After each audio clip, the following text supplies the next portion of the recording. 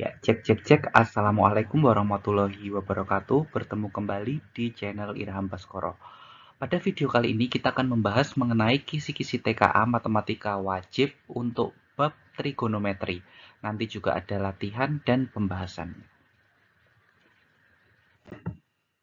Adapun bunyi kisi-kisinya untuk bab trigonometri adalah memahami, mengaplikasikan, dan bernalar yang lebih tinggi untuk penyelesaian permasalahan terkait cakupan subelemen berikut: perbandingan trigonometri, sinus, kosinus, tangen, kotangen, sekan, dan kosekan. Nah, untuk memahami mengenai perbandingan trigonometri, kalian harus mengingat kembali rumus perbandingan sin demi, sin itu depan per miring, kemudian cos sami, cos itu samping per miring, kemudian ada tan desa. Tan itu perbandingan depan per samping. Nah, untuk lebih memahamkan konsep perbandingan trigonometri ini, perhatikan segitiga ABC ini. Tadi sin alfa itu sisi depan dibagi sisi miring ya. Perbandingan sisi depan dibagi sisi miring. Berarti sisi depannya jika kita melihat alfanya di sini, berarti D-nya itu BC. Berarti BC per sisi miringnya AC per AC. Kemudian cos alfa, cos itu perbandingan sisi samping per sisi miring, berarti sampingnya itu AB per sisi miringnya AC. Kemudian tan alfa tadi D per sa, perbandingan sisi depan dibagi sisi samping, D-nya tadi BC per sampingnya AB, berarti BC per AB, seperti itu. Nah, kemudian kebalikannya itu ada kosekan, kebalikannya sin itu ada kosekan. Berarti kalau ini misal kosek alfa gitu ya, kalau tadi sin itu demi, kalau kosek alfa mide, miring per depan. Miring per depan. Atau AC, miringnya per depannya itu adalah BC. Kemudian kebalikannya kosinus itu adalah sek atau sekan, sekan alfa berarti mi per sa, miring dibagi samping. Miringnya itu adalah AC, kemudian sampingnya adalah AB. Seperti itu. Kemudian tan itu kebalikannya kot, kot alfa, kotangen alfa berarti sa per de, samping per depan. Sampingnya itu adalah AB, per depannya adalah BC. Seperti itu. Nah, selain konsep perbandingan trigonometri sin, cos, tan, cosek, sek, dan kot, kalian juga setidaknya hafal nilai-nilai sin, cos, tan untuk sudut-sudut tertentu atau sudut-sudut istimewa seperti 0, 30 derajat, 45, 60, dan 90 derajat. Karena ini nanti akan memudahkan pada perhitungan kalian terkait dengan soal-soal perbandingan trigonometri. Nah, langsung aja ke contoh soal dan pembahasannya. Ya, contoh soal pertama terkait dengan materi TKA Matematika Wajib Trigonometri untuk subelemen perbandingan trigonometri sinus, kosinus, tangen, kotangen, sekan, dan kosekan. Perhatikan gambar berikut. Seorang anak menerbangkan layang-layang dengan panjang senar dari tangan anak ke layang-layang adalah 15 meter. Jadi 15 meter ini sebagai panjang sisi miringnya. Jika sudut elevasi yang terbentuk 30 derajat, lihat pada gambar, sini 30 derajat. Kemudian tinggi anak 1,5 meter, ini tinggi anaknya 1,5 meter. Tinggi layang-layang dari tanah adalah titik-titik meter. Silahkan kalian coba dulu, silahkan pause video ini. Jawaban manakah yang paling tepat? Ya, kita bahas ya, tinggi layang-layang. Berarti kalau kita POV-nya melihat dari sini, katakanlah ini anaknya itu ini di sudut A gitu ya. Berarti nanti kita pakainya perbandingannya pakai sin gitu ya. Karena sin itu D per mi. Kita mau nyari tingginya layang-layang ini. Nah, sini ke sini dulu. Kita cari sisi depannya. Kita tahu bahwa sin 30 itu nanti nilainya 1/2. Sin 30 sama dengan, anggap aja ini X. X per depan per miring 15. Nah, sin 30 tadi 1/2 sama dengan X per 15 gitu ya. Kita kali silang saja 2 kali X, 15 kali 1 15. Berarti X sama dengan 15 dibagi 2 nanti 7,5. 7,5 meter berarti gitu ya. Nah, berarti di sini boleh saya tuliskan X sama dengan 7,5 meter. Nah, pada tinggi layang-layang, maunya tinggi layang-layang dari tanah, berarti dari bawah situ ya. Nah, kita tambahkan, nanti tinggi layang-layangnya berarti sepanjang ini. Nah, setinggi ini gitu ya. Nah, 1,5 tuh tinggi anaknya tadi, berarti di sini bisa kita simpulkan 1,5 gitu ya. Nah, jadi tinggi layang-layang dari tanah nanti 7,5 ditambah 1,5. Jadi tingginya layang-layang sama dengan 7,5 tambah 1,5 itu 9 meter ya. Jadi jawabannya yang B seperti itu. Ya, soal berikutnya masih terkait dengan perbandingan trigonometri. Seorang anak memiliki tinggi 155 cm.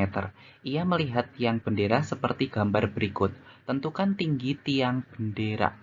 Clue, tinggi tiang bendera sama dengan tinggi tiang tambah tinggi anaknya. Jadi, tinggi tiang bendera dari atas sampai tanah ya.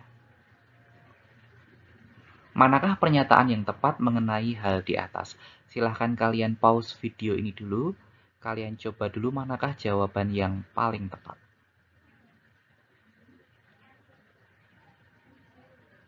Ya, kita bahas yang pernyataan pertama dulu ya. Tinggi tiang bendera adalah 1355.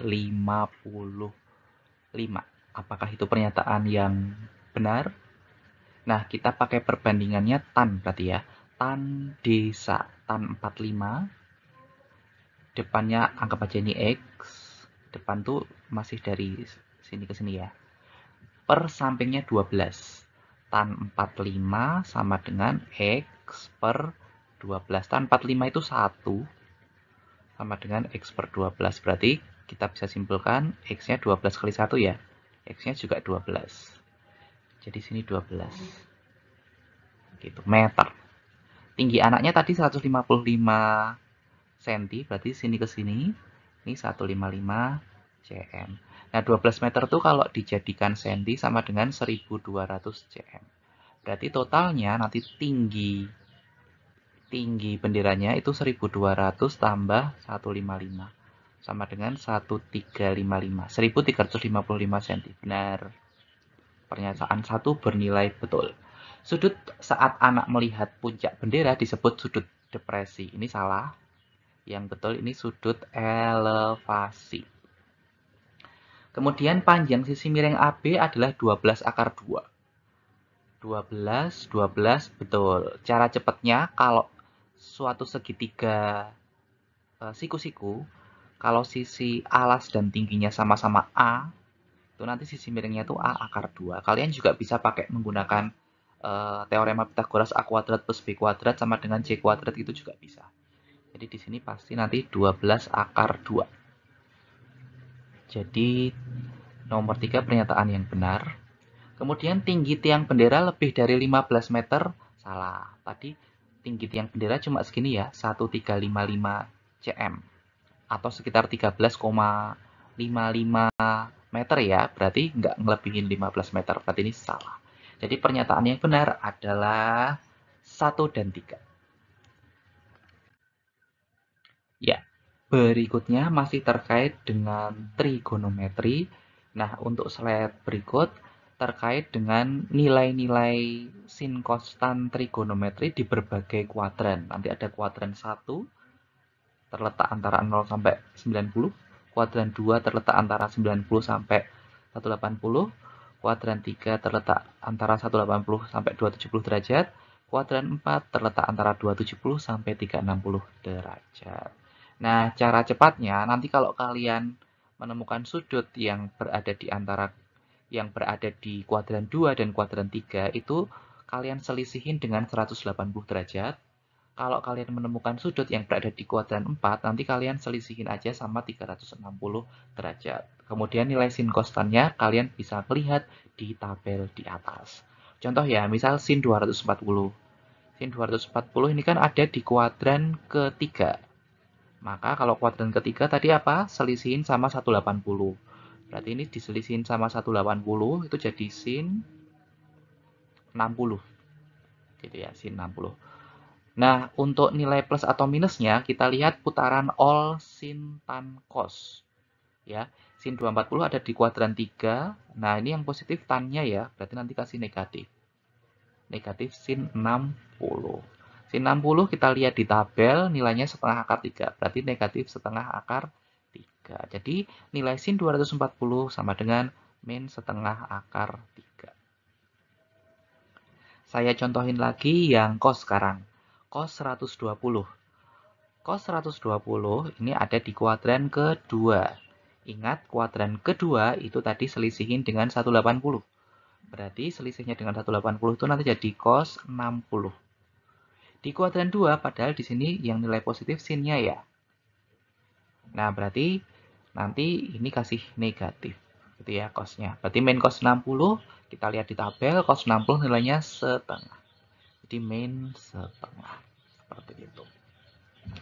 Nah, untuk soal-soal berikutnya ada tan 225 sampai dengan sin 330. Silahkan kalian coba sendiri untuk latihan di rumah.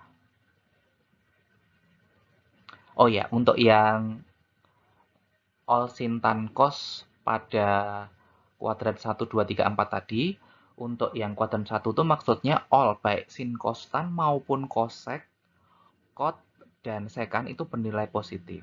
Untuk di kuadran kedua itu hanya sinnya yang bernilai positif dan kebalikannya ya, sin dan cosec berarti ya. Di positif juga. Di kuadran 3 itu tan dan kebalikannya yaitu cot. Itu juga bernilai positif di kuadran 3. Kuadran 4 cos dan sec-nya. Sekan ya, itu bernilai positif seperti itu. Gitu kurang lebih untuk materi trigonometri untuk persiapan TKA Matematika Wajib SMA. Sekian dulu, kalian bisa pelajari kembali. Jika ada soal-soal atau pembahasan yang kalian masih bingung, kalian bisa menanyakan di kolom komentar. Itu dulu ya, sekian dulu. Assalamualaikum warahmatullahi wabarakatuh.